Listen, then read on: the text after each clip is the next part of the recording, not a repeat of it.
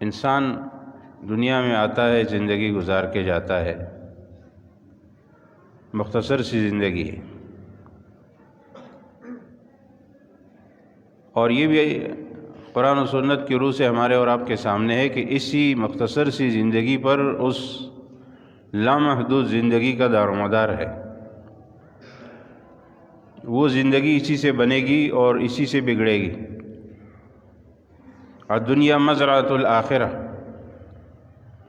فرمایا جناب رسول اللہ صلی اللہ علیہ وسلم نے کہ دنیا آخرت کی کھیتی ہے، یہاں جو بیج بوؤ گے وہاں پاؤ گے۔ جہاں بیج انسان بوتا ہے وہاں پر اس کو فصل ملے گی۔ اب یہ تو ہو نہیں سکتا کہ بیج کسی ایک چیز کا بویا اور فصل کسی اور چیز کی ملے۔ جو بوؤ گے وہی کاٹو گے۔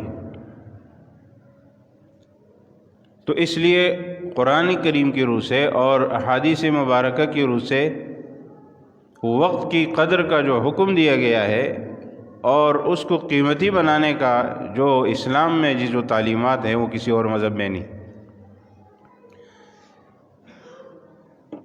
الذی خلق الموت والحیات لیبلوکم ایکم احسن عملا، فرمایا انسان کے لیے دنیا دار الامتحان۔ اللہ نے موت اور حیات، زندگی اور موت کو پیدا کیا اور انسان کو زندگی دی تاکہ اس کی زندگی میں اللہ دیکھے کہ یہ کیسے اعمال کرتا ہے، آزمائے انسان کو۔ لیبلوکم، دنیا دار الامتحان ہے، آزمائش کی جگہ ہے۔ اس انسان کو آزمایا جائے گا۔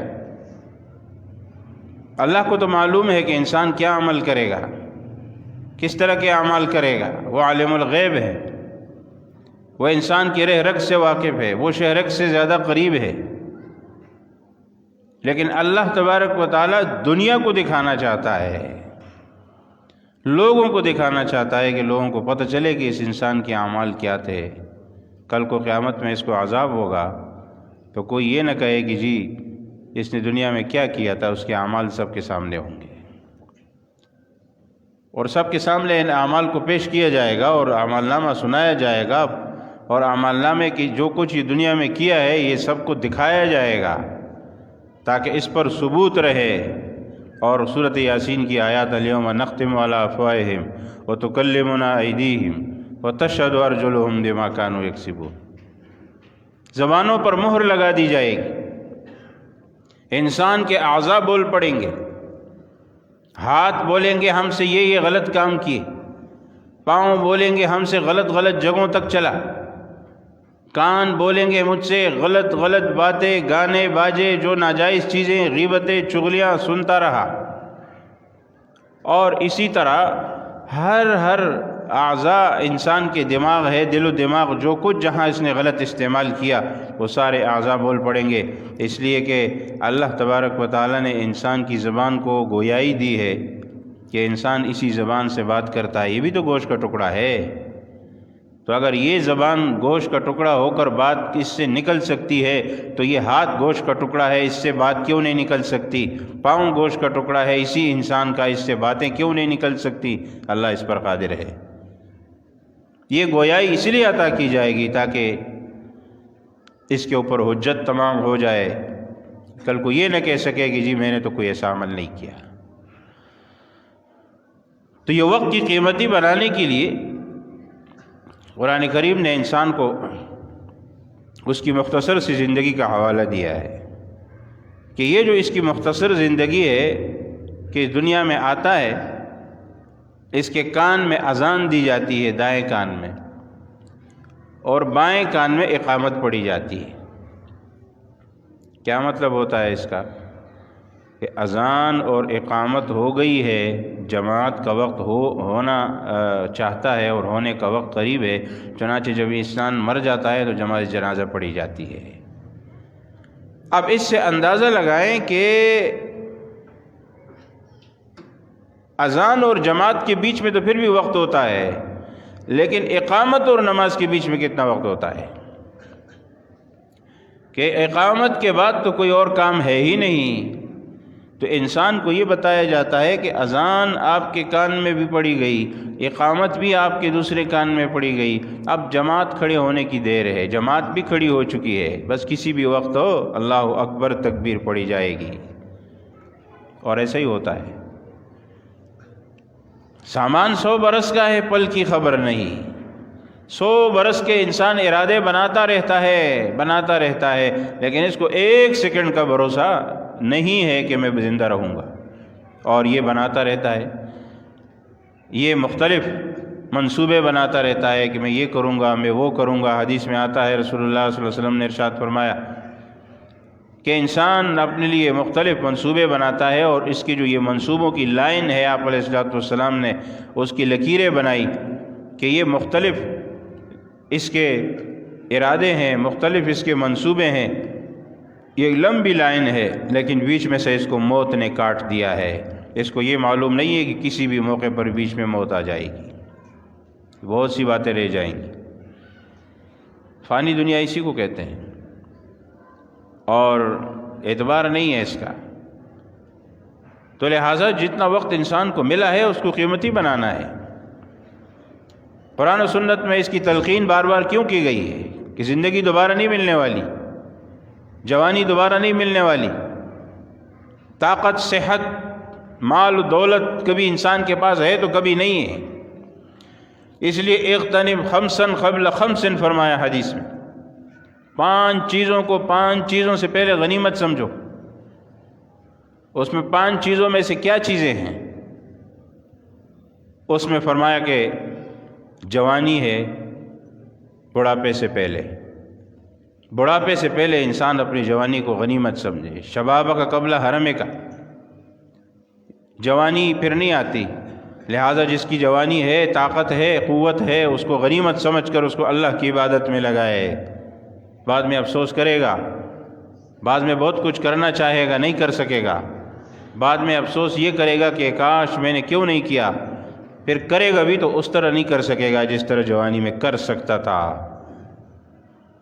صحت کا قبل فراغ کا، صحت جو ہے اس کو بھی، صحت کا قبل مرض کا، صحت اپنی جو ہے بیماری سے پہلے غنیمت سمجھو۔ آج آپ اور ہم تندرست ہیں، یا اتنے تندرست ہیں کہ کم سے کم اپنے اللہ کی عبادت کر سکتے ہیں، کسی کے محتاج نہیں ہے، چارپائی پر پڑے ہوئے نہیں ہیں، ورنہ ایسے بے شمار مریض ہیں جو چارپائیوں پر، بستروں پر، اسپتالوں میں، گھروں میں پڑے ہوئے ہیں، ہل بھی نہیں سکتے، ان کو دوسرے بیچارے ان کو ہلاتے ہیں، اور وہ خود اپنے ہل جلنے کا نام نہیں لے سکتے، ایسے پڑے ہوئے ہیں۔ تو اس کی وجہ سے انسان یہ تو کہے کہ جی ایسی حالت بھی آ سکتی ہے، لہٰذا اس سے پہلے جب انسان تندرست اور سلامت ہے، فرمایا یہ بھی غنیمت ہے۔ اور اسی طرح فرمایا کہ مالداری بھی انسان کی غنیمت ہے، بڑا اس سے غربت سے پہلے۔ ایک وقت ایسا ہے کہ ہمارے پاس مال موجود ہے، ہو سکتا ہے کل نہ ہو، مال کا کیا بھروسہ، آنے جانے والی چیز ہے، ہاتھ کا میل ہے۔ لیکن کیا ہوتا ہے کہ جب انسان کے پاس مال آ جاتا ہے، یہ غرور تکبر میں آ جاتا ہے کہ میرے پاس تو مال آ گیا بھائی، اب یہ تو کبھی بھی میرے ہاتھ سے نہیں جائے گا۔ اب مال آنے کے بعد اس کا سارا کچھ بدل جاتا ہے، اور اس کا رویہ بدل جاتا ہے، اس کے اخلاق اور کردار بدل جاتے ہیں، لوگوں سے بات چیت کا لہجہ بدل جاتا ہے۔ میرے پاس مال ہے، میں یہ کر سکتا ہوں، میں وہ کر سکتا ہوں، لیکن اس کو یہ نہیں معلوم کہ آج آپ کے پاس مال ہے، ہو سکتا ہے کل نہ ہو، لہذا جس کے پاس ہے اس کو چاہیے اسے غنیمت سمجھ کر اچھے کاموں میں لگائے، جو اللہ کا حق ہے وہ بھی اس میں سے ادا کرے، جو بندوں کا حق ہے وہ بھی ادا کرے، اس کے علاوہ بھی اللہ کے راستے میں دے۔ بعد میں اس کو یہ افسوس نہ ہو جب مال نہیں ہوگا کہ کاش میرے پاس مال ہوتا۔ تو صحت کا ہونا غنیمت ہے، جوانی کا ہونا غنیمت ہے، مالداری کا ہونا غنیمت ہے، حیات جو ہے زندگی سب سے بڑی غنیمت ہے۔ ورنہ مرنے کے بعد بھی قرآن کریم میں اللہ نے فرمایا کہ جب لوگ مریں گے اور مر جائیں گے تب بھی اس کے بعد یہ افسوس کریں گے جب آخرت کو دیکھیں گے، قبر کو دیکھیں گے، آخرت کے منازل کو، کہ کاش ہمیں دنیا میں واپس بھیج دیا جائے، کاش دنیا میں واپس چلے جائیں، فرجعنا نعمل صالحا، اے اللہ ہمیں دنیا میں واپس بھیج دیں، ہم نیک اعمال کرنا چاہتے ہیں، لیکن پھر نہیں ہوگا، پھر واپسی نہیں ہو سکتی۔ تو یہ جتنی بھی باتیں ہیں یہ سب غنیمت ہیں کہ ایک شخص فارغ ہے، اور یہ فارغ ہونا پانچویں چیز ہے، یہ بھی بہت بڑی غنیمت ہے کہ ایک شخص کے پاس فارغ سے مراد یہ نہیں کہ کسی کام کا نہیں ہے، مطلب وقت ہے اس کے پاس فرصت کے لمحات ہیں، یا وہ چاہے تو وقت نکال سکتا ہے، ورنہ ایسا وقت آئے گا کہ پھر اس کے پاس وقت بھی نہیں ہوگا، نہیں وقت نکال سکے گا۔ لہٰذا جتنی بھی غنیمت کی باتیں ہیں فرمایا اس کو غنیمت سمجھ کر اللہ کی عبادت میں لگاؤ، ایسے صرف کرو جیسے اللہ اور اللہ کے رسول صلی اللہ علیہ وسلم نے حکم دیا ہے۔ اپنا محاسبہ کرو، حاسبوا انفسکم حدیث میں آتا ہے، اپنے آپ کا محاسبہ کسے کہتے ہیں کہ انسان اپنے آپ کے ساتھ گریبان میں جان کے یہ حساب کتاب کرے کہ میں نے کیا کھویا کیا پایا۔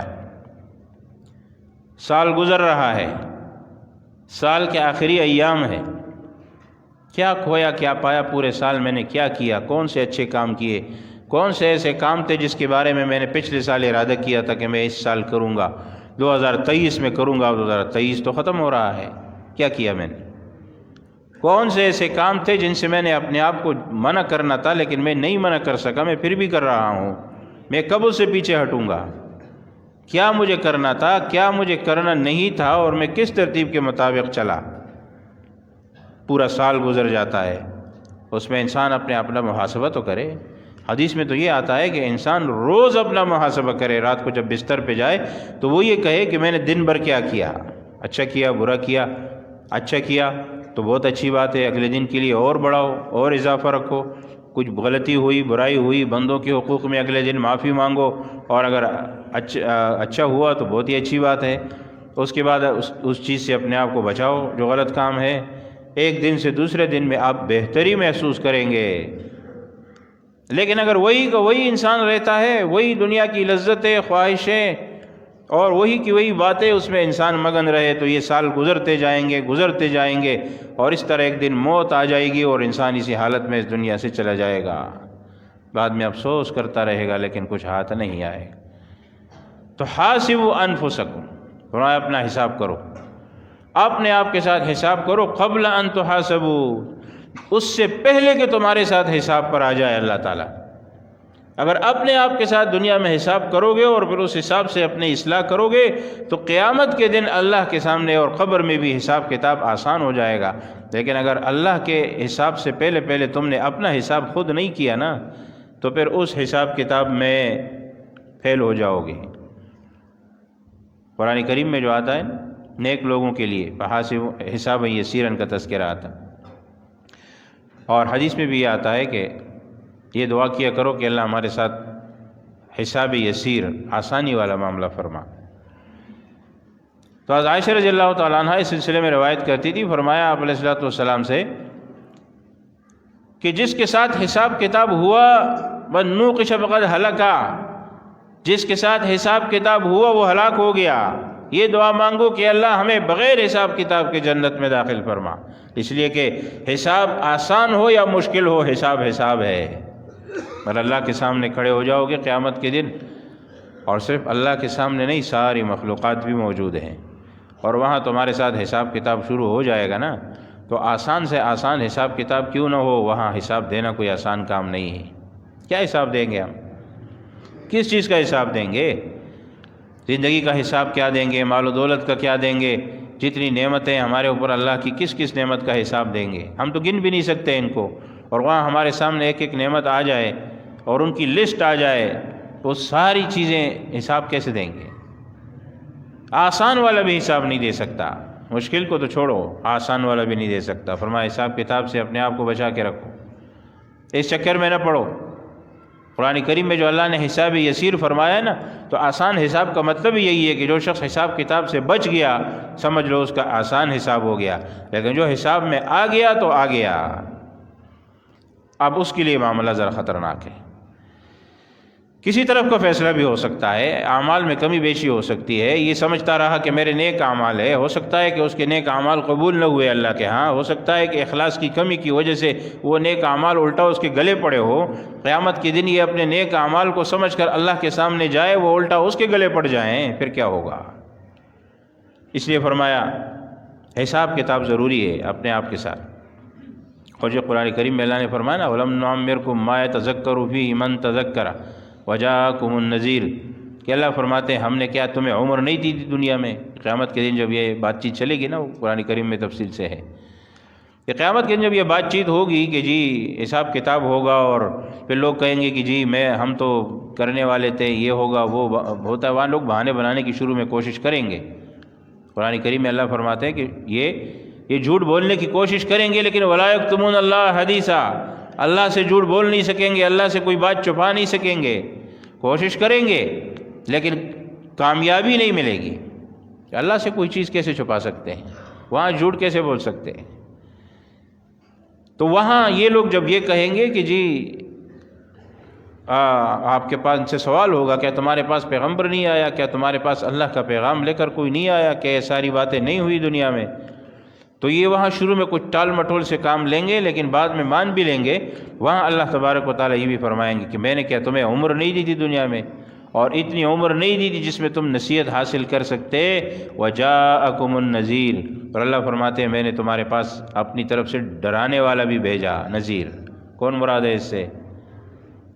پیغمبر بھی ہے، جس زمانے میں پیغمبر نہیں ہے تو پیغمبر کی تعلیمات جب انسان تک پہنچ جائیں، علماء ہیں تعلیمات بتا رہے ہیں، وہ آپ کو نصیحت کر رہے ہیں، واعظ و نصیحت پیغمبر کی قرآن کی تعلیم آپ تک پہنچ رہی ہے، اور زندگی میں مختلف چیزیں ہم تک پہنچ رہی ہیں، موت کی عبرت کی نشانیاں ہم تک پہنچ رہی ہیں۔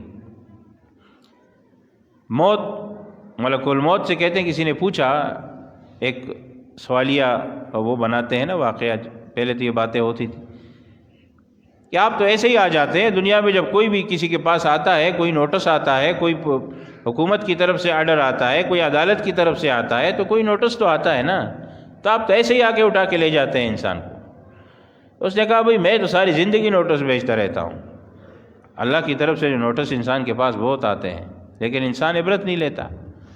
اس کے پاس نوٹسز آتے ہیں، اس کی زندگی جب جوانی سے تھوڑی نکلنا شروع ہو جاتی ہے، ادھیڑ عمر میں آنا شروع ہو جاتا ہے، بالوں میں سفیدی آ جاتی ہے، یہ نوٹس ہے۔ اس کے پوتے پوتیاں اور نواسے نواسیاں ہو جاتے ہیں، اس کی نوٹس ہے۔ اس کے بچے بڑے ہو جاتے ہیں، اس کے لیے نوٹس ہے۔ آگے چلتے چلتے اس کے لیے مختلف چیزیں، بیماریاں اور حادثات اور واقعات اور عبرت کی باتیں، ہم عمر لوگ جس کے جو تھے وہ فوت ہونا مرنا شروع ہو جاتے ہیں، یہ سب نوٹس ہیں۔ کتنے نوٹس آئے انسان کے پاس، لیکن انسان ہے وہ اس سے عبرت نہیں لیتا۔ کہتے ہیں وہ مر گیا، اچانک مر گیا، بس فلانے آدمی کو ہارٹ اٹیک ہو گیا، اچانک فوت ہو گیا، وہ سمجھتا ہے میرے ساتھ نہیں ہو سکتا۔ بھائی آپ کے ساتھ کیوں نہیں ہو سکتا، ہمارے ساتھ کیوں نہیں ہو سکتا، کسی کے ساتھ بھی ہو سکتا ہے۔ لیکن یہ دیکھیں کہ شیطان انسان کے دل میں یہ ڈال دیتا ہے کہ بس وہ تو اس کے ساتھ ہو گیا، انا للہ و انا الیہ راجعون، بس بات ختم ہو گئی۔ عبرت نہیں لیتے، یہ ہمارے ساتھ بھی ہو سکتا ہے۔ کوئی کتنے بھی واقعات، موت تو سب کو آنی ہے، آنی تو ہے، اور کس طرح آنی ہے ہمیں نہیں معلوم، تو ظاہر ہے کسی کے ساتھ بھی ہو سکتا ہے، انسان اس سے عبرت حاصل کرے۔ اس لیے تو حدیث میں فرمایا قبرستان جایا کرو، عبرت حاصل کرو قبروں سے۔